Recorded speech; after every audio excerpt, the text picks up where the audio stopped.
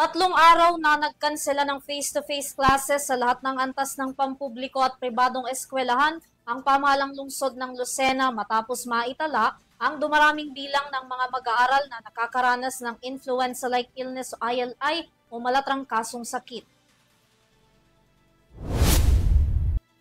Batay sa City Epidemiology and Surveillance Unit o CESU, umabot sa 6,750 ang naitala nilang kaso ng ILI mula October 1 to 15.